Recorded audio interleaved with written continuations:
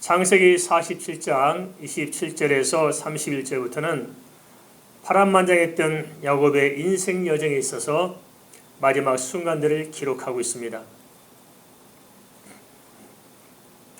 이제 내게 주어진 생애의 시간들이 얼마 남지 않았음을 깨닫고 야곱은 자신의 삶을 정리하기 시작합니다.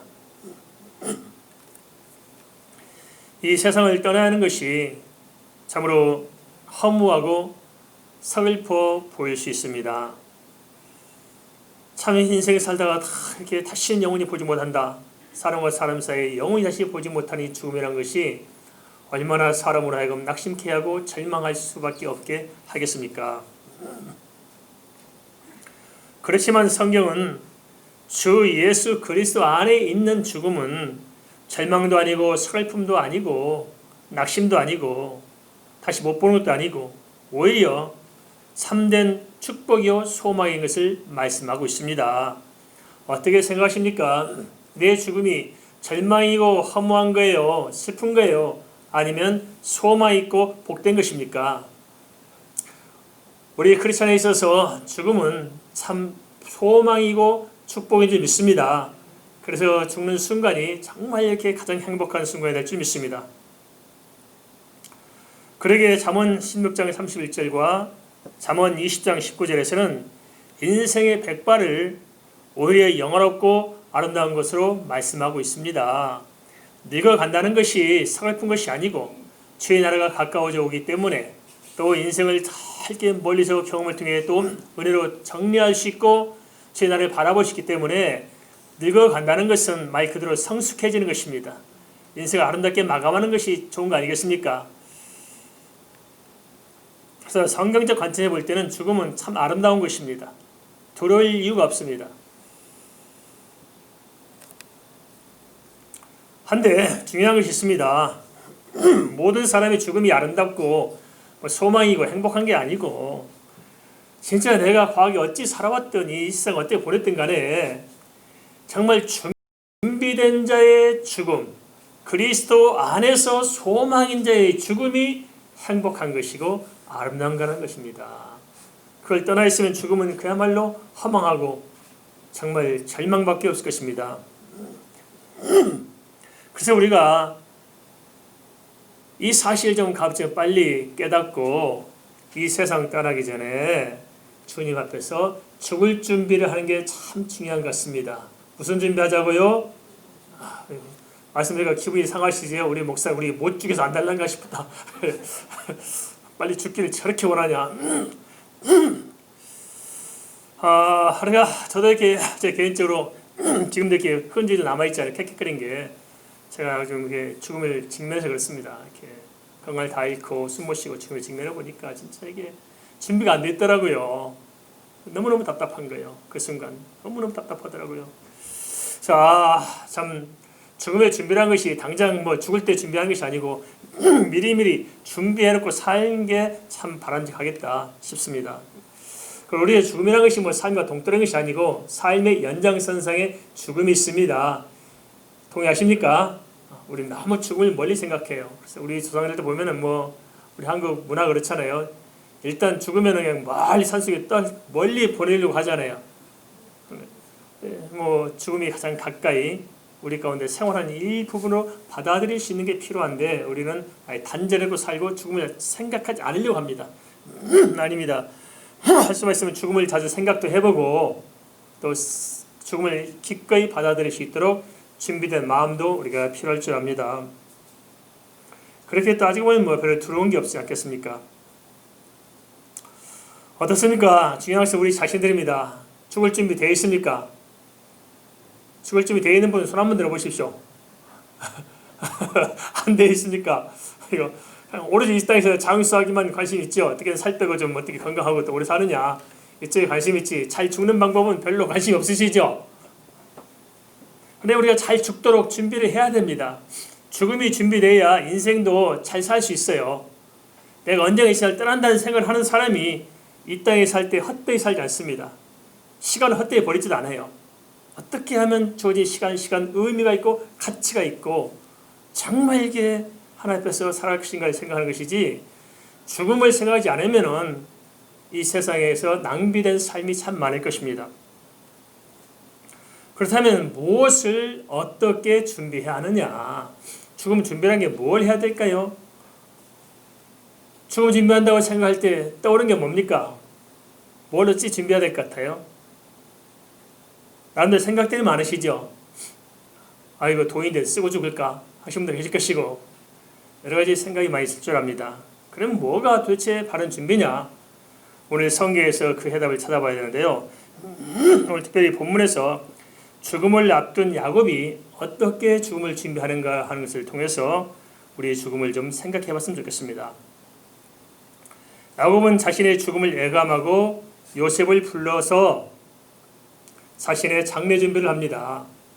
왜냐하면 요셉을 통해서 다 이렇게 살아왔잖아요. 그래서 실제적으로 그 당대 요셉이 살아있을 때 아버지 야곱이 살았을 때 애굽에서는 그때 요셉이 장자 노릇을 한 겁니다. 이렇게 실제적으로. 실제적인 장자 노릇을 했던 요셉을 불러서 자신의 장례 준비를 하는데요. 뭘 준비하는 것인가? 이렇게 성경을 통해서 우리가 좀 찾아봤으면 좋겠습니다. 제 개인적인 생각으로는 그렇습니다. 우리 장례 예배를 우리가 살았을 때요, 우리가 죽고 나서 자손들이 장례 예배를 해요. 죽고 나서 하잖아요. 근데 참 그게 아닌 것 같아요. 생각해봐도 그죠? 내가 죽었는데 나를 죽었다고 모여서 장례 예배 하는 게 뭔 의미가 있겠어요? 살아서 장례 예배 하는 게 참 좋겠다 싶어요. 그래서 한 7, 80 넘어서면은 날 잡아가지고 장례 예배 하고 가면 어떡할까요? 저 어렸을 때 보니까 제 할아버지 할머니 때만 보더라도 연세가 드시면 그 창고에 장례 준비한 게 있더라고요. 그 관을 짤 나무를 다 판 짜서 다 준비해 놓고, 그리고 무슨 수의를 미리 다 갖다 벽장에 집어 놓아요. 그리고 묘자리를 다 정해 놓고 다 이미 다 마련을 다 해 놓습니다. 그래서 돌아가시더라고요. 그런 준비도 좋지만은 정말 우리 영적인 준비가 필요합니다. 그리고 가급적 할 수 있으면 정말 이렇게 한번 안 될까요? 저도 그런 생각 종종 해봐요. 이게 그렇게 전도해도 안 되는 것들, 우리 형제들, 일가 친척들 안 되니까 어느 날 갑자기 나 죽었다고 소문내고 주일날 장례를 할 테니까 다 오라고 해놓고 부고장을 다 돌려가지고 다 와가지고 반드시 좀 장례를 치르고 그냥 나 죽을 테니까 이 장례들 해놓고 가면 얼마나 속 편할까? 그러게 훨씬 낫겠죠? 한번 해볼까요? 저는 우리 장로님 말씀 나 그렇게 하려고 마음 먹고 있습니다.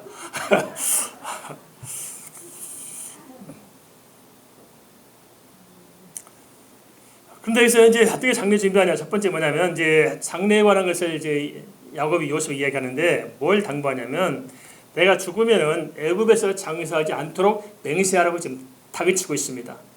왜 그럴까요? 왜 야곱은 애굽에서 장사하지 말고 가나안 땅으로 자기를 장사하도록 그렇게 했을까요?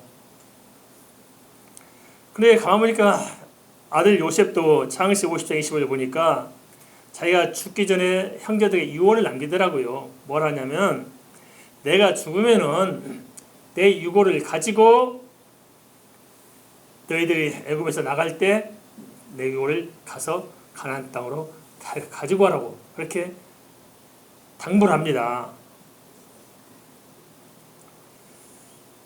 참 요셉도 먼 세대를 통찰해 보이죠. 요셉이 죽고 나서 다음 세대에 있을 일들, 그것을 어떻게 알고 있습니까? 이미 아브라함과 이삭과 야곱을 통해서 내려왔던 하나의 그 분명 언약을 본 거예요. 그걸 분명히 그 언약대로 성취된 사실을 보기 때문에 앞으로 될 일도 하나의 언약대로 된다는 사실을 알고 자기 유고를 부탁하고 죽잖아요.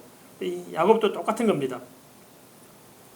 그럼 그렇게 유골이 소중해서 그랬을까요? 뼈를 어디에 묻느냐가 그렇게 중요했을까요? 그런 것이 아닙니다. 그 안에는 다른 의미가 있습니다. 그 뭐냐? 가나안 땅은 메시아가 올 땅이고 하나님은 언약의 땅이잖아요. 그리고 이 가나안 땅에 오실 메시아를 통해서 온 인류를 구원하실 하나님 언약이 지금 성취가 되잖아요. 그렇기 때문에 내가 가나안 땅에 내 유골을 가지고 간다는 것은 어떤 의미냐? 내 육신의 유골을 가나안 땅에 묻겠다는 것이 아니고 조상 대대로 아브라함과 이삭의 그 묘지에 함께 묻히겠다는 것은 아브라함이 받았던 그 하나님의 언약, 그의 받았던 이삭의 언약, 그걸 또 이어받은 야곱의 언약, 그 하나님의 인류 구원의 언약 안에서 내가 믿음으로 주의 나라를 바라보고 내 영혼을 하나님께 의탁하겠다. 바로 이런 뜻이 담겨 있습니다. 참 심도가 있죠. 그렇죠? 신앙의 깊이가 너무너무 깊이 있습니다. 그래서 우리가 죽기 전에 뭘 해야 되냐? 죽은 주님이 가장 중요한 것은 내 영혼이 주님을 만날 준비가 되어야 한다는 거예요. 준비됐습니까? 아무 생각이 없습니까? 그냥 우리 집에 가서 빨리빨리 할 일만 생각나십니까? 이때 좀 더 살고 싶습니까? 물론 뭐 더 사는 게 뭐 그 축복이니까 더 사시고 하시되 내가 주님 나라 갈 내 영혼의 준비는 되어야 됩니다. 그래 별로 이렇게 이런 데서는 고심들을 안 해요. 그냥 교회만 다니면 된다 생각하고 계신지 모르겠지만 아닌 것입니다. 교회 다닌다고 신앙에서 오래 와 있다고 뭐 천국 갑니까? 그건 아니잖아요. 정말 구원 얻는 믿음이 무엇인가를 생각하고 내가 하나님 앞에 정말 정결한 신부로서 거듭나서 정말 주님 뵙고 주님 하나님의 은혜 가운데 인생 잘 살아왔습니다.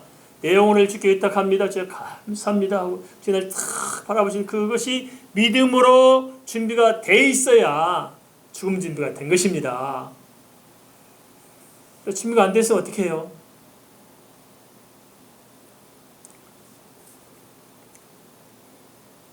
참 이렇게 장례를 많이 지켜본 분들 보면 그래서 임종을 지켜본 분들 보면은 죽을 때 보면 티가 난다고 그러네요. 하나님 나라에 가는 사람과 아닌 사람이 거의 티가 난대요. 뭐 완벽한 티가 나고 그런 건 아니겠지만 알겠다는 거예요. 이렇게 정말 신실하게 주를 섬겨오신 분들은 마지막 때 바르다는 거예요. 죽음이라는 것은 영과 내 육신이 분리된 거거든요. 영혼과 육이 딱 분리된 거예요. 그렇기 때문에 영혼이 바라보는 거에 갈 곳을 그 흔적이 육신에 남지요. 그죠? 그래서 우리가 자취하든지 이 땅에서 잘 태어나고 잘 먹고 잘 사는 중요하지만은 이 땅은 잠깐 지나가는 것이고 천국은 영원한 것인데 그 영원한 것을 준비하지 못하면 이 땅에서 정말 살 의미가 없지 않겠어요. 그죠? 그래서 하나님께서는 그 땅을 준비하기 위해서 이 땅에서 환난도 겪고 어려움도 겪고 다 이렇게 애통하기도 하고 슬픔도 빠지고 그냥 하면서 하나님의 무릎 꿇게 하고 주의 날을 준비하도록 하는 줄 믿습니다. 이 땅에 조금 잘 살고 못 살고 어렵다고 하는데 이게 중요한 게 아니에요. 인생 어차피 관광 여행입니다. 믿습니까? 인생 여행인 거예요. 여행. 여행할 때 좀 고생스러워 재밌잖아요. 여행 거고 주님 나라가 지금 내 안에서 이루어졌느냐 이루어지지 못했느냐 이게 중요하다는 문제입니다. 그죠? 그래서 돌아가시 전에 이건 해결해놓고 돌아가셔야 인생이 볼 소망이 있지. 이게 안 돼 있으면은 되겠습니까? 인생이 재수가 있다는 걸 줄 거예요. 죽어보니까 천국이 있구나 지옥이 있구나. 아이고 안 되겠으면 하나님 한 번 더 살고 열심히 오겠습니다. 돼야 안 돼요. 인생에는 이게 천국 가는 재수가 없어요. 삼수 사수가 없다고요. 한 번뿐이에요. 그러니까 어쨌든 진지하게 내 영혼이 주님 만날 준비를 철저하게 잘하시 바랍니다. 이 점을 잘한 분이 바로 바울 사도시라고요. 잘 준비했잖아요. 마지막 때 탁 바라보잖아요. 그리고 스데반 집사 보세요. 죽을 때 딱 지금 바라보고 가잖아요. 멋있죠? 이런 죽음을 우리가 준비할 줄 믿습니다. 야곱이 병이 심해서 죽음이 더 임박해질 때 요셉은 그 소식을 듣고 다시 두 아들과 함께 아버지 야곱을 방문합니다. 그 당시 야곱은 남겨진 자손들을 어떻게 해야 도대체 내가 믿었던 하나님, 내가 받은 이 언약을 이어받을 수 있는 계승자로 바로 세워놓을 것인가를 모색하게 됩니다. 근데 그게 참 중요하지 않습니까? 내가 죽고 떠났지만은 남은 자손들 어떻게 할 거예요, 그죠? 그래서 이 자손들에 대해서도 내가 하나님 안에서 마무리해야 내 삶이 끝난 거잖아요. 자식들을 왜 나한테 맡겼을까요? 그 자식들한 영혼에 대한 책임을 부모에게 준 겁니다. 믿습니까? 그래서 내 자식의 영혼은 내 책임인 거예요. 일단 나에게 물으실 거예요, 하나님께서. 그럼 자식들의 영혼에 대해서 내가 좀 해놓고 세상을 떠나야 되는데 그냥 가버리면 어떻게 해요?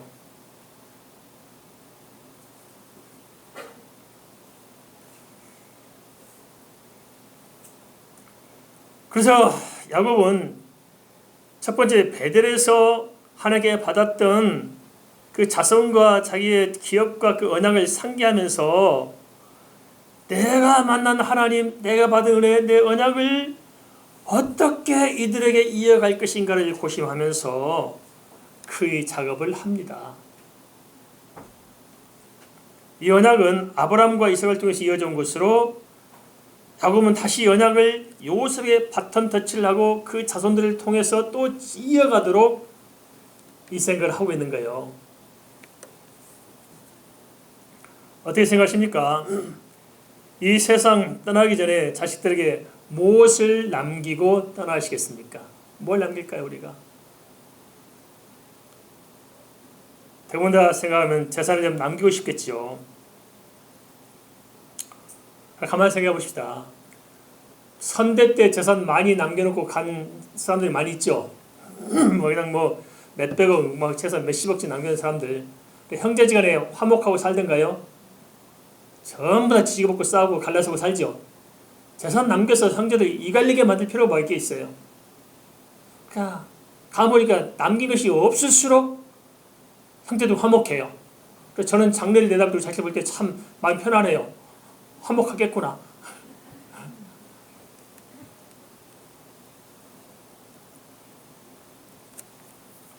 야곱은 다른 것이 아니라 믿음의 언약을 자식들에게 남겨줬습니다. 족장들은 자보면 참 약했어요. 아브라함도 그렇고 이삭도 그렇고 야곱도 그렇고 지질이 못난 궁상스럽게 참 연약했지만은 그러나 이들이 믿음을 붙들었을 때는 아주 대단한 사람들이었다고요. 믿음으로 그 연약함을 뛰어넘고 역사의 지평을 열어내고 하나님의 그 큰 대업에 들어와서 그 일을 이루어내는 디딤돌이 됐기에 살았다는 것을 보면 아주 대단합니다. 그래서 우리가 재산이 물려줄 것인가 신앙을 물려줄 것이냐 깊이 생각해야 됩니다. 뭘 물려줄까요? 대부분 우리가 실패한 이유가 뭐냐, 어려서부터 별로 신앙 관심을 기울이지 않아요. 그냥 어떻게든지 좋은 고등학교 가고 좋은 대학교 가고 취업 잘할 것만 집중적으로 그렇게 키워놓지요. 그러다 보니까 가면 갈수록 하나님과 거리가 멀어져가지고 이제 돌아오기 쉽지 않아요. 잘 되면 잘 되는 대로 안 돌아오고 안 되면 안 되는 대로 못 돌아와요. 이걸로 우리가 기도 많이 해야 됩니다. 어쨌든 사생결단을 하고 해야 됩니다. 유언을 남기세요. 사실 사는 대문 앞에서 붙이든지 어떻게 해서 장례식장에서 딴 거 틀어놓지 말고 부모의 유언을 좀 듣도록 좀 만들어준다든지 해서 어쨌든 끝장을 보고 할 거 아니겠습니까? 자식들을 위해서만큼만은. 저도 어려서부터 다른 건 양보했지만 이건 양보 안 했습니다. 절대 애들 빼먹는 일 없다. 절대 하나님 보상 안 된다 해서 철저히 신앙만큼만은 이렇게 했는데 감사하게도 제가 가장 최우선을 신앙을 세워서 그런지 아이들이 믿음으로 잘 자랐습니다. 지금 아직 경건합니다. 우리 애들도 딴짓걸 해본 경우가 없고 부모의 불순종한 경우가 없고 무조건 순종하고 그냥 어쩌든지 하나님에서 살려고 하고 있고 어쩌든지 자기 일생을 하나님께 바쳐서 살려고 하고 있는데 또 하나님 그만큼 또 영적으로 바로 서니까 영적 복을 주시더라고요. 하나님께서 애들에게 참 이렇게 하나님께서 다듬어 주시고 우리가 참 놓치는 부분이 많습니다. 세상 것을 위해서 영적으로 포기시키는 경우가 너무 많다고요. 그러니까 세상 것도 별로 그렇게 그렇고 영적인 것도 별로 그렇고 이것도 아니 저것도 아닌 가운데서 그들을 그냥 이 세상에 팽개쳐놓고 내가 떠나가면 누가 이들을 어떻게 붙잡아 줄까요? 그죠? 부모인 나도 얘들의 영혼을 못 잡아 주었는데 누가 이들을 이끌어 줄 수 있겠냐 하는 거죠. 이게 너무 답답하지 않겠습니까? 그래서 우리가 철저히 좀 신앙의 유산을 좀 물려주시기 바랍니다. 그렇게 하시겠습니까? 동의하십니까? 이어서 야곱은 창세기 48장 5절 7절에서 에브라임과 므낫세를 언급하고 다시 안에 있던 라헬을 또 언급합니다. 그래서 야곱과 라헬 두 사람의 관계, 부부의 관계를 통해서 야곱은 에브라임과 므낫세가 요셉의 것이 아니라 야곱 자신의 것이라고 이렇게 이야기합니다. 왜 그런 말을 했을까요? 왜 에브라임과 므낫세는 요셉의 자식인데 네 자식이 아니고 내 자식이라고 했을까요? 내가 죽기 전에 지금 왜 이렇게 말했냐? 그게 뭐냐면 야곱은 그냥 떠난 것이 아니고 자식들이 어떤 관계인가를 생각하고 조상의 유업과 어떤 관계인가 생각하고 하나님과 어떤 관계에 살아갈 것인가를 그들의 관계성들을 잘 살펴보는 거예요. 그래서 교통정리를 지금 잘하고 있습니다. 부모들이 지금 문제가 뭐냐면 자식들이 교통정리 않고 그냥 돌아가시잖아요. 그죠? 그래서 자식들끼리 서로 이가 갈리는 거예요. 대기업도 보세요. 부모가 살아있을 때 나도 언제나 중단 사실 생각하고 죽음을 준비하고 자식들을 이렇게 교통정리 해줬으면 자식들이 싸울 일 없잖아요. 그런데 그냥 전부 자기 거를 손을 못 놓고 다 붙들고 있다거나 갑자기 떠나버려요. 그럼 자식들 어떻게 해요? 교통정리가 안 되는 거예요. 그러니까 서로 우격다짐하고 싸우고 법정 고소하고 해서 서로 난잡하게 살아가잖아요. 형제 다 이갈려놓고. 그러니까 야곱은 그 먼 곳을 내다보면서 하나의 영적인 교통정리를 지금 하고 있는 것입니다. 이 세상 일들도 뭐 재산도 있습니다. 교통정리 하는 것도 필요하지 않겠어요? 너는 집은 너가 받아라, 뭐 재산 너가 해라 한다든지 교통정리 필요하겠지만은 더 중요한 것은 영적인 하나님의 기업을 바라보면서 교통정리를 할 수 있어야 한다는 것입니다. 그러면서 야곱은 나이를 생각하면서 그 선대 아버지 때 있었던 그 모든 영적인 권위 아래서 자식들에게 영적인 것을 지금 정리하고 있습니다. 저도 이걸 자주 합니다. 어제 저녁에도 그렇게 했습니다. 식탁 앞에서 우리 김시원 강도사하고 우리 김찬양, 우리 김소미 앉혀놓고 또 했습니다. 뭐라고 했냐면 봐라, 아버지는 이렇게 하나님의 사랑을 받아서 전 세계 복음 전하고자 모든 기틀을 만들고 있다. 지금 무슨 내가 주어진 삶이 끝날 때까지는 전 세계에 다 아마 이 모든 것이 다 짜여지고 다 만들어 놓을 것이다. 그렇다 완성된 것이 아니라 그 다음에 그것을 더 갖고서 진짜 복음으로 다 세울 것은 우리 김시원 강도사가 할 일이다. 할 일이고 하나님께서는 그 일을 위해서 선택해서 특별히 복음으로 다 훈련시키고 이렇게 하나님께서 많은 은혜를 주셨다 할 것이고 김찬양, 김소명 두 사람 어떤 경우든지 오빠하고 형하고 떨어 있지 말고 한 교회에 같이 있어야 된다. 같이 있으면서 너희들은 돈을 버는 대로 사업을 하든 뭐 해서 어떠하든지 그 모든 비용을 너희들이 뒷감당해라. 알았지? 그러니까 다 승낙을 받아놨어요. 자기들은 어쩌든지 해서 돈 벌어가지고 큰오빠 도와가지고 세계 복음하는 일에 다 하기로 우리 가정은 이유가 없다. 우리 가정은 우리 먹고 살고 뭐 이런 의미가 없다. 우리는 무조건 전 세계 복음하게 산다. 우리는 무조건. 그래서 모든 것을 다 투자해서 전 세계 복음할 것이고 너희 번 것은 또 왜 돈 버냐? 다 투자해서 돈 벌되 진짜 세계에서 복음 전할 김시원 강도사 하나님이 지금 특별히 준비하고 있으니까 적극적으로 하나님 손잡고 가서 세계 복음을 시켜라. 아빠가 다 못한 걸 아빠가 깔아놓을 테니까 너희들이 이걸 해라. 템만남도 잊어버릴까 싶으면 계속 합니다. 하고 해서 다 응답을 받아놨고 확답을 받아놨습니다. 요셉에게 뭐가 있었냐면은 지금 장가를 애굽 사람한테 장가 갔잖아요. 그러니까 에브라임과 므낫세는 반쪽짜리 히브리 사람이잖아요. 그죠? 그러니까 요셉의 생각에는 자기는 하나님의 이 창대한 언약의 기업을 보고 있는데 내가 결혼을 이렇게 원치 않게 애굽 사람과 결혼해서 이 하나님의 언약에서 멀어질까 싶은 것이 염려가 있는 거예요. 그러니까 야곱과 요셉이 볼 때 뭐 보냐면 이 세상적인 가치를 가지고 보는 것이 아니고 부자지간에 하나님의 그 거대한 인류 경영을 지금 보고 있다는 거예요. 참 이게 멋진 가문인 거예요. 이게 정말 이 세상 것이 논한 것이 아니고 하나님의 그 섬들을 다 보면서 그걸 가지고 이게 부자지간에 맞춰 있다는 것 자체가 이 족장들이 참 어찌 보면 참 연약해 보이는데 이 영적인 깊이로 따라갈 수가 없어요. 이게 얼마나 깊이가 있는 것인지. 자, 우리가 나이 들어가면서 좀 영적으로 이 정도 깊이는 돼야지 않겠는가. 좀 이렇게 성숙하고 정말 깊은 통찰력을 정도는 가져야 되는데 너무 이게 신앙이 표면적이고 너무 값싸고 너무 이게 즉흥적이고 이건 아닌 것 같습니다. 좀 깊이 있는 거대한 강물처럼 정말 깊은 계곡처럼 깊이 있게 또 깊이 있게 영적을 다 바라보시는 것, 이거 얼마나 좋을까요? 그래서 지금 야곱도 뭘 바라보고 있냐면 이들이 애굽에서 나가서 가나안 땅에 갈 것을 보고 요셉도 애굽에 나가서 가나안 땅에 갈 것을 보고 있는 거예요. 그리고 그 가나안 땅에서 주신 하나님의 무별치는 바다의 모래 같은 무수한 자손과 또 그 모든 기업, 그걸 통해서 인류를 구원하고자 하는 하나님의 큰 경영, 그것을 지금 보면서 지금 이 땅의 기업을 논한 것이 아니고 그 땅 기업을 생각하고 지금 이야기하는 거예요. 그러니까 단순히 그 땅의 가나안 땅에서 땅을 차지하냐 못 차지하냐 그게 문제가 아니고 우리 후대가 정말 하나님 큰 인류 구원의 경영 속에 들어가서 그를 참여하느냐 못하느냐 하는 것까지만 고심을 한다는 거예요. 내가 애국 사람과 결혼을 했기 때문에. 그러니까 뭘 가지고 걱정해? 지금 이 땅에 먹고 사는 것이 걱정한 것이 아니고 하나님 나라의 지금 유업을 가지고 지금 고민하고 있는 거예요.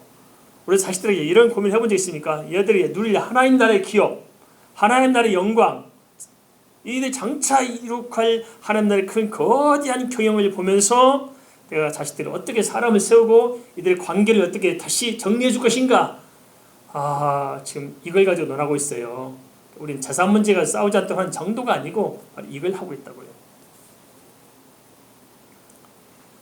그래서 요셉은 에브라임과 므낫세가 내 자식이다 한 것은 무슨 말이냐? 걱정하지 마라. 이들도 라헬과 내가 낳은 너희 자식들처럼 너도 내 자식이다. 그래서 너의 자손인 에브라임과 므낫세도 동일하게 하나님의 기업에 참여할 고난이 있다. 걱정하지 마라 할 것을 다 그때 이야기해 주잖아요. 멋있죠? 요셉은 17살 때부터 애굽 문화권에서 성장했고 애굽 사람은 결혼했고 애굽식의 자녀를 낳았습니다. 그래서 내생이 불안했을 거 아니겠어요. 그런 점 때문에 하나님 기업을 바라볼 때 불안한 거예요. 이 땅에서 요셉이 뭐가 아쉽겠어요. 그죠? 애굽의 총리였는데 뭐가 아쉽겠냐고요. 그건 중요한 거 아닐까요? 하나님 나라의 유업이 중요한 거다. 그래서 그 유업을 어떻게 할 것이냐 내 자식들에게 이게 중요한 겁니다. 이런 고민이 참 이렇게 성숙한 신앙인의 고민이지 않겠습니까? 그죠? 내 자식들을 어떻게 할 것이냐. 나는 지금까지 이렇게 신앙생활 해왔는데 내 자식들에게 어떻게 이 내가 받은 이 신앙을 유업을 물려주고 하나님께 내가 기대해왔던 이 성취할 것을 어떻게 물려줄 것인가. 내 삶을 어떻게 전수해주고 이들이 내 삶에 어떻게 동참해서 어떻게 하나님 앞에서 살아가게 만들 것인가. 거기에 대해서 다 교통정리를 해주고 있는 모습. 이게 신앙의 깊은 모습 아니겠습니까?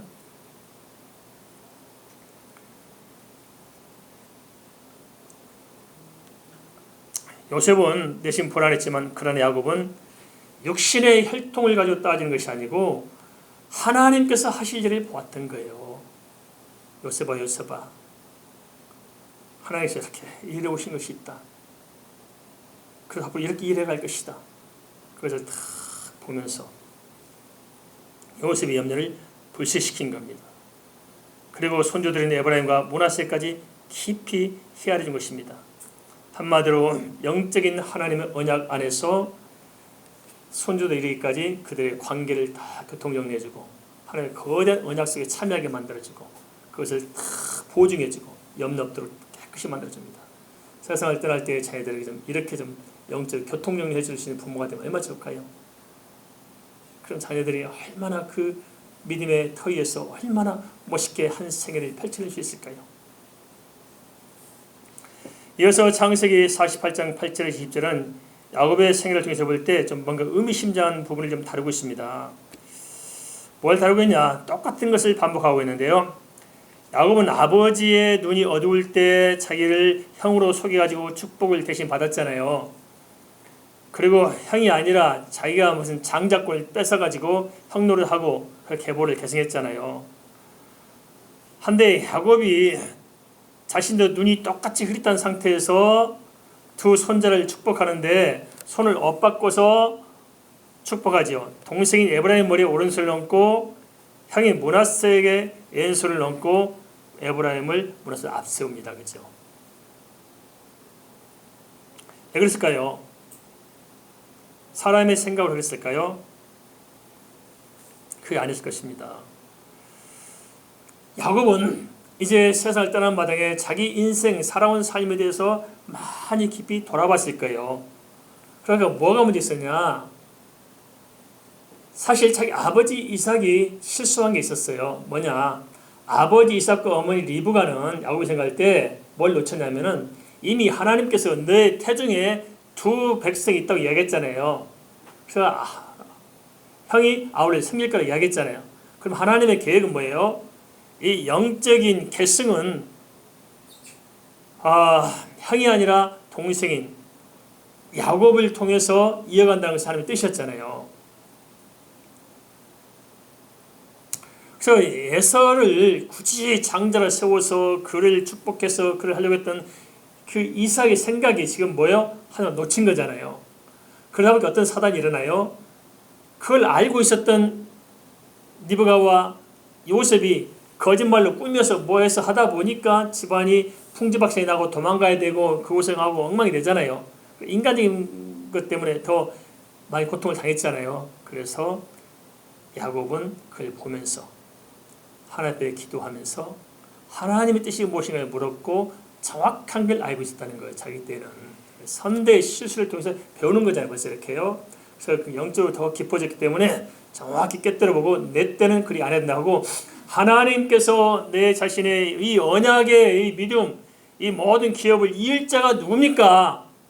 하나님께 당시 때는 이렇게 장자노릇 일단은 요셉 했잖아요. 그리고 그 요셉을 통해서 이어질 자가 누군가 했을 때 하나님께서 에브라임이라는 것을 깨닫게 했을 것입니다. 그래서 요셉이 굳이 아니라 해도 아니다 나도 안다 하면서 사자인 에브라임이 오른손을 얹고 장자인 므낫세 왼손을 얹고 하나님께 축복하고 기도하잖아요. 근데 이게 무엇을 의미할까요? 우리 한국도 이렇게 종손지방을 해요. 몇 대 종손 소중하게 생각하는데 이게 또 이스라엘과 우리가 비슷해요. 민족적으로 이게 정세가 비슷해요. 그래서 이스라엘도 오른손을 소중히 생각하고 우리도 오른손을 소중히 생각하고 종손을 소중히 생각하고 다 이게 비슷해요. 우리하고는. 그래서 모든 가계와 모든 것은 종손을 통해서 장자 이렇게 이어져 가는데 하나님께서는 보니까 이 장자로 이어진 것이 없었어요. 아브라함에게 두 아들이 있었죠.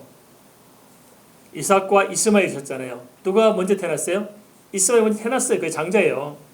그런데 이스마엘에게 넘겨갔어요? 이삭에 넘어갔어요? 이삭이 넘어간 거라고요. 그리고 이삭에 있어도 에서와 야곱이 있었어요. 장자는 에서인데 야곱에게 넘어갔어요. 야곱의 경우도 요셉에게 좀 넘어갔잖아요. 당시 시대에 보면 어쨌든 간에 요셉에 넘어갔습니다. 장자가 아니었어요. 11번째 아들이잖아요. 그래서 에브라임도 또 어떻게 넘어가요?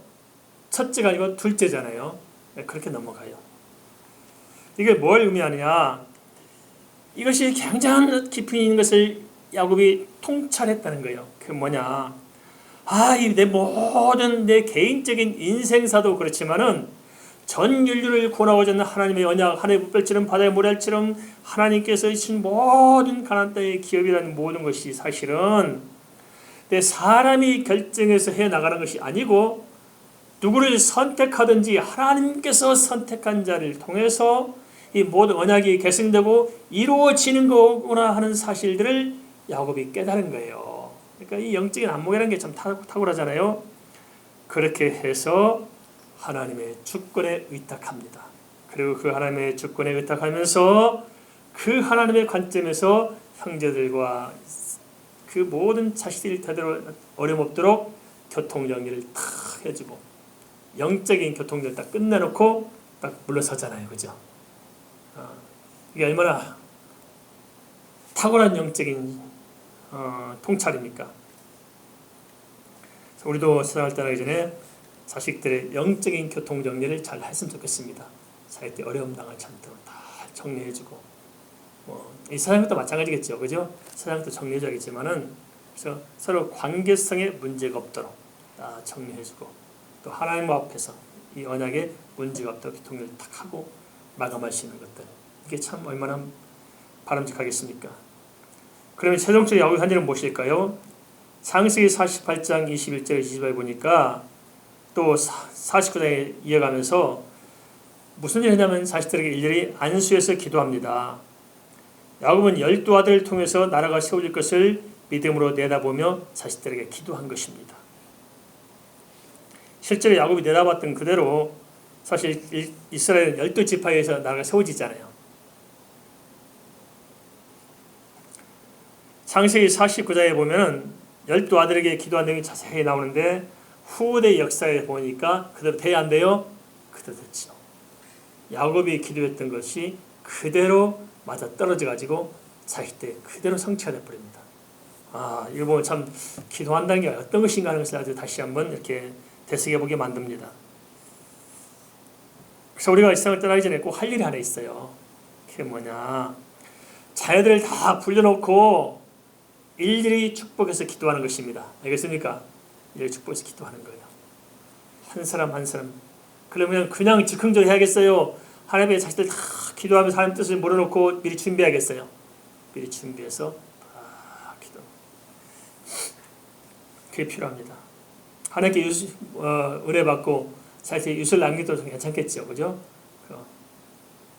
저희 장미도 돌아가실 때 유설 남겼어요.